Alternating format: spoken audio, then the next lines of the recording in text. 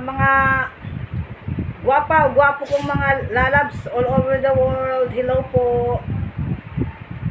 Ilang days din, 2 days na yata hindi ako nag-upload ng vids dahil before 4 days ago, nawala ng kuryente dito guys, 4 hours, continue walang kuryente. So that day, talagang humid ang hangin. Humid ang hangin, buong katawan ko basang-basa. Alam nyo na may may asthmatic tayo. So that day, ayun, nagkasakit si Miss Bangladeshi sa ubo niya. At saka uso din dito ngayon guys, all Bangladeshi. Talagang virus ang kumalat dito. Pray for all the people of Bangladesh na sana tumigil na po itong virus na ito guys, dahil grabe lahat ng mga kapitbahay namin dito nagkasakit na guys. Kung saan buong Bangladesh nagkasakit. Tapos itong sa kapartner namin, itong building namin, buo na sila, nagtatapos na ang sakit nila. Kami last na yata dinapuan. Dahil itong kasamahan ko sa bahay, nagkasakit na yung anak niya, 2, tapos na, yung nanay niya man ngayon.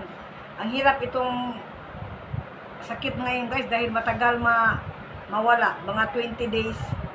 Yung iba nawawala ng appetite, mapapait ang nila, dila. Itong kasamahan ko sa bahay, mapait ang niya, mapait daw ang panglasa niya. Tapos ako naman, alhamdulillah guys, wala akong lagnat.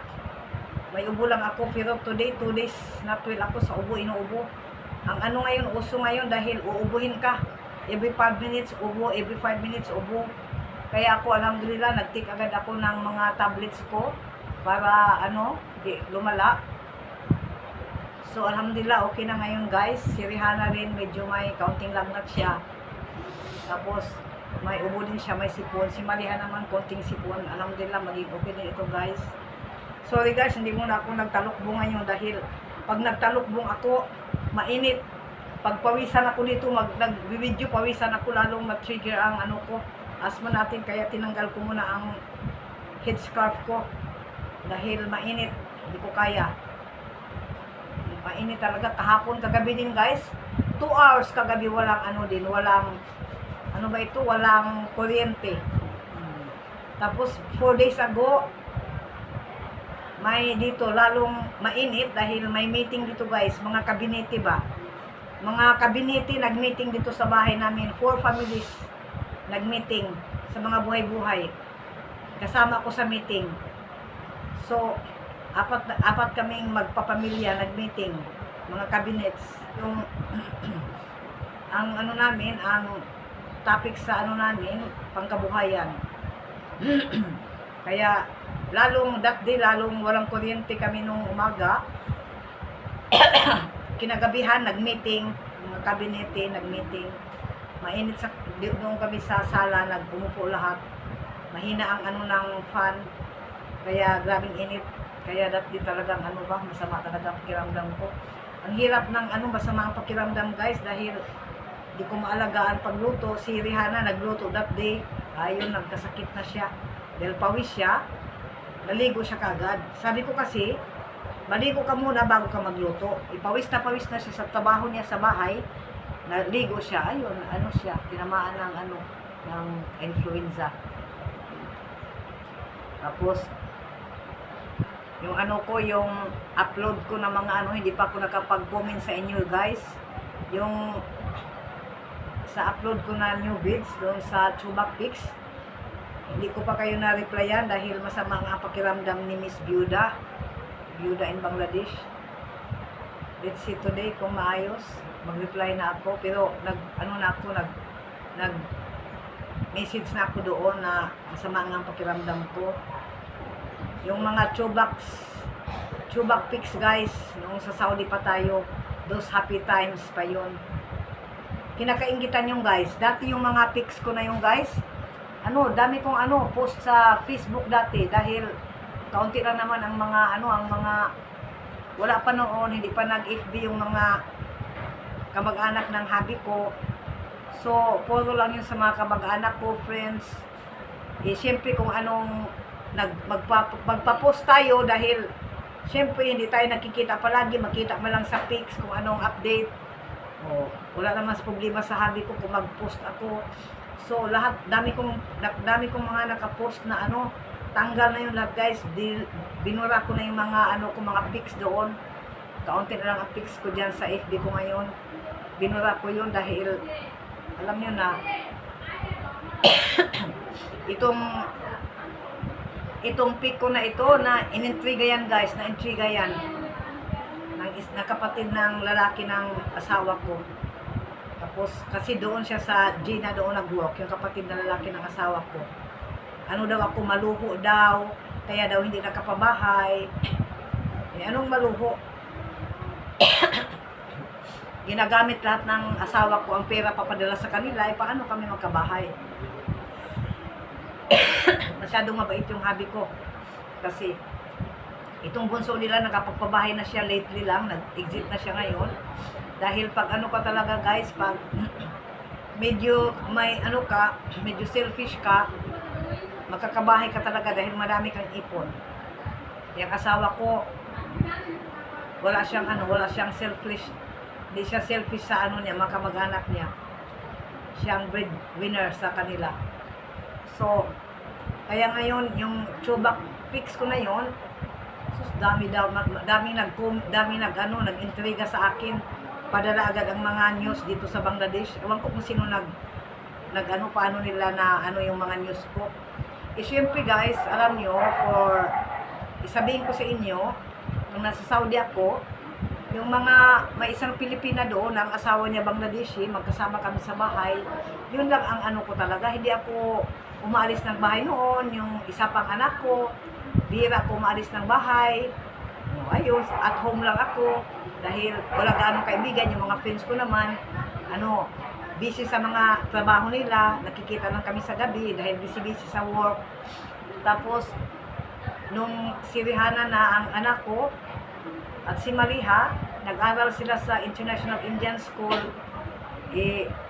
Tapos may isang kaibigan din ako dalawang kaibigan ko din na ang hobby nila Pakistani, yun lang ang kaibigan, pinupuntahan namin every week ng asawa ko. Tapos, sa bahay lang. Tapos, ito ngayon, yung mga pics ko na yan, na-intriga sila dahil kainan, ganoon. Yung nasa IKEA kami guys, na-meet ko kasi nung nag-transfer na si Maliha sa Philippine International School, sila ni Rihanna, si Maliha grade 2 siya nag-start sa Philippine International School. Grade 2 siya nag-start. May na-meet ako doon ng mga Pilipina din. Galing din sila sa Pilipinas, kinuha sila ng asawa nila. Tapos kaklase din ni Maliha, yung na-meet ko doon na 5 parents. So, nababaitan siguro sila sa akin, nakikipag-bonding sila hanggang sa nagiging BFF kaming 5. Tapos, palagi ako na sa school guys dahil wala naman akong work nung si Maliha na. Sabi ng asawa ko, magbantay ka na kay Maliha dahil malikot si Maliha. Doon lang daw ako sa school mag-abang. So, nandoon ako whole day sa school guys. Mahirap mag-upo-upo sa school. Tapos, umaalis kami ng bahay around mga 10 to 6. I-drop na kami ng hobby ko, 10 minutes to 6 a.m. I-drop na kami ng hobby ko sa eskwelahan nila ni Rihanna sa Philippine International School in Jeddah. Dahil, pagka-drop sa amin ng hobby ko, diretso na siya sa opisina niya. Early na kami i-drop dahil pag 7 na kami i-drop niya, masyadong ma-traffic na guys sa daan. Sumalik pa yung asawa ko dahil malayo-layo din yun, mga 45 minutes sa school papunta sa opisina niya.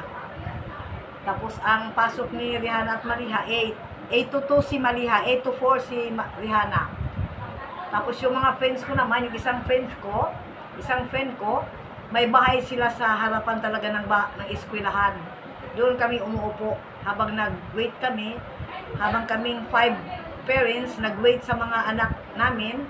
Doon kami nag-ipon-ipon sa sa bahay ng isa kong amiga. Malapitin lang yung sa harapan lang talaga ng eskwelahan. Kaya madaming okasyon guys dahil syempre itong buwan na ito, birthday ng kaibigan ko. Next month, may birthday ng anak nila dahil ilan ang anak nila. So, hindi talaga may okasyon palagi. So, pag Christmas naman, pinapayagan ako ng asawa ko mag-ambagan kami, mag-rent kami ng villa. Doon namin ni-held ang Christmas namin. O, pinapayagan din ako ng asawa ko. Nakikihalubilo sa mga friends ko. Daming nag-attend doon, friends ng friends. Kaya dami namin pag Christmas. Pag New Year naman, wala na kaming ganap. Dahil pag New Year, kanya-kanya na lang sa pamilya. For family na talaga pag New Year. Tapos pag Valentine's, ayun, may kami, may kwentuhan, may kainan, kahit ano lang. So, ganun ang nangyari, guys. Kaya, nainggit sila, kesyo daw, ang dami kong kumakain sa labas. Hindi nila alam kung anong pangyayari, di ba? Ako, guys, hindi ako nakikialam sa buhay nila, sa mga kapatid ng asawa ko, kung merong anong buhay sila. Hindi ko pinapakialaman, hindi ko tinitingnan kung anong, madami nga ako nakikita ding mali nila doon sa ko, pero hindi ko sila inaano dahil buhay nila yun, guys. So sana wag nila akong hindi dahil buhay ko din ito. Alam nga naman magtago lang tayo palagi sa bahay, guys, di ba? So ilang years din nasa bahay lang ako nung nasa Philippine International School na sila, kaya ako nakapag video luling hayaw na ba, nakapag lingaw-lingaw na dahil nandun ako sa schools palagi. So marami mong mamit talaga ng mga friends. O kaya ganoon, guys, ang buhay-buhay ko, guys, noon. Pinakaingitan nila. Tapos yung isa pang kapatid na lalaki, pinangalanan pa ko, guys, na si Lady Diana daw ako. Wow. Ganda ko, guys, si Lady D ako. Grabe sila. So, okay lang, guys. At least, nandito kami ngayon sa Bangladesh. Ang tumulong sa amin talaga si Allah na maimubuo namin ang buhay namin dito ng mga anak. Mahirap ba yan, guys? Mag-isa ka dito. Kung kayo lang sa pwesto ko, ewan ko lang, mahirap dahil wala akong kamag-anak. Mahirap ang alam mo na, iba talaga pag kadugo ko. Sabi nga ng mga anak ko, mas komportable daw sila dahil umuwi din sila sa Pinas noon. Nung namatay ang asawa ko, umuwi kami, 4 months din kami doon sa Pinas. Na feel nila ang pagmamahal ng mga kamag-anak ko. Sabi nila, mas mahal pa kami ng kamag-anak niyo, mama, kaysa kamag-anak ng tatay ko. Sa totoo lang naman, guys. Kaya ganoon lang, guys. Sorry, nagyaw-yaw ako, guys. Yung yaw-yaw ko medyo siguro wag kayong guys, wag kayong mag-criticize sa yaw-yaw ko dahil ko lang ba, yung sarili kong feelings ba, palabas. Hopefully, guys, maka-uwi na din kami dahil nag-start na kami ng processing ng papeles namin, one by one. Inshallah, guys, positibo ako maka-uwi jud ni ani. Okay, guys, thank you so much sa mga love ninyo at suporta. Mabuhay po tayong lahat sa mga loves ninyo, sa mga baguhan kong subscribers po. Ingat po. You're the night sky trying to make me see